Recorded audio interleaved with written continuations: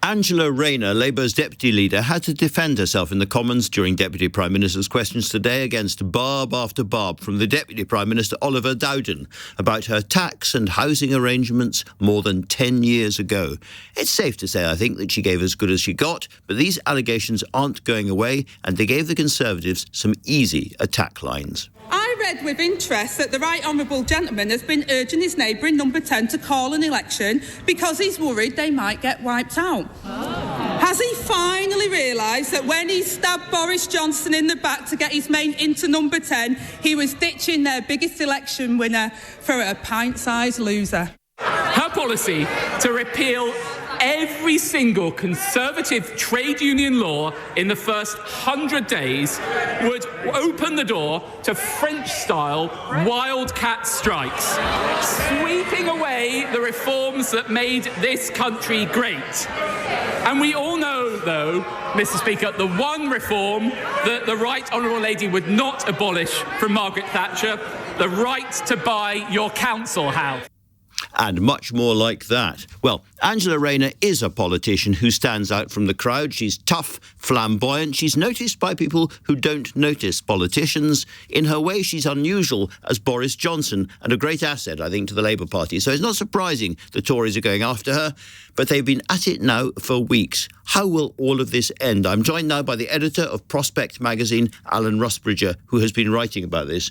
Alan, this is both something and nothing. It's nothing in the sense that, so far as I understand, the police are not actually investigating criminal offences so far, but it's going on, and it's very debilitating, I think, for Angela Rayner. I'm sure it is. It seems to me a huge loss of proportion by everyone involved. I was astonished when the Manchester police said they were going to put 12 detectives, 12 officers on this case. You think, well, at one point there were 12 knife crimes a day in Greater Manchester. Can they really spare police officers to do it?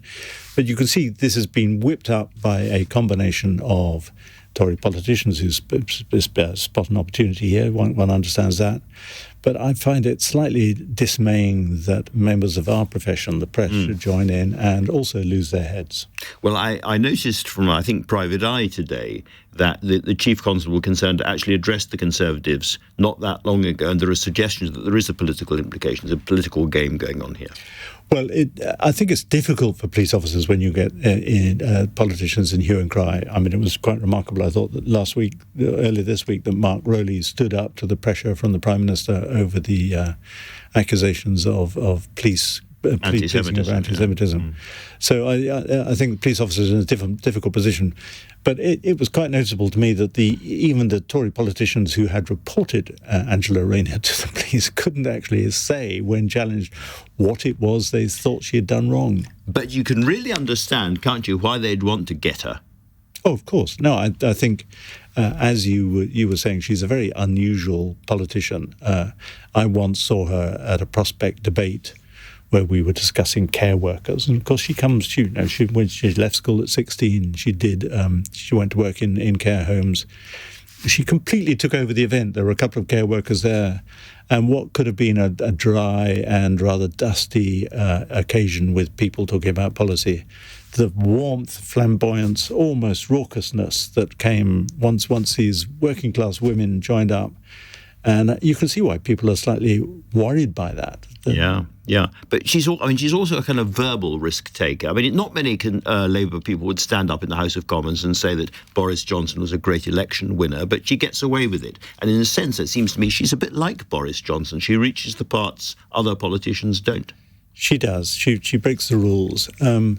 But I should think most people see there's a huge element of hypocrisy here. I mean, I've read tax experts saying that if she had a proper accountant, she could get the liability down to £1. It slightly depends on what kitchen renovations she did. I mean, but the person where these allegations emerged first was so-called Lord Ashcroft. He's actually not a lord any longer. Who was rooted in the Belize Islands because of his own non-dom tax arrangements. And you think of the scandal after scandal involving Tory MPs. I mean, Nadhim Zahawi, Chancellor of the Exchequer, while being invested by HMRC for millions in tax penalties. That was no obstacle for him becoming Chancellor of the Exchequer. So I think people can see through this.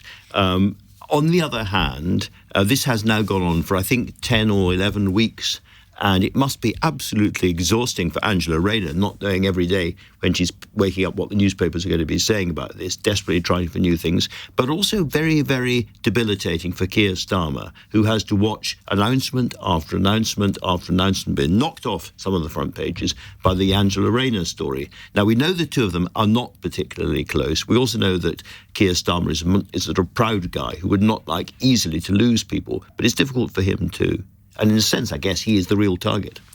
Certainly is. There was an interesting podcast involving the former editor of The Sun, David Yelland, where he said, look, the way this works is the proprietor and the editor go in to see Keir Starmer and say, Angela's got to go. And he was talking to Matthew Freud, and even Matthew Freud, a hardened PR veteran, said, what, really, in this country? And Yelland said, well, yeah, that's how it's worked for 30 years. So this expectation that once the papers shout loud enough, they, Keir Starmer would have to give in. They get their scalp. Must be exhausting, Yeah.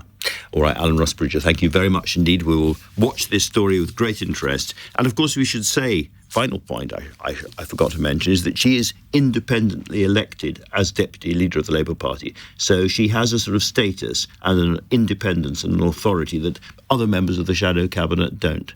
Yeah, and that would be, I mean, if she did stick with her promise of resigning that post, that would be the last thing Keir Starmer wants. Absolutely. All right, Alan, thank you very much indeed for talking about that.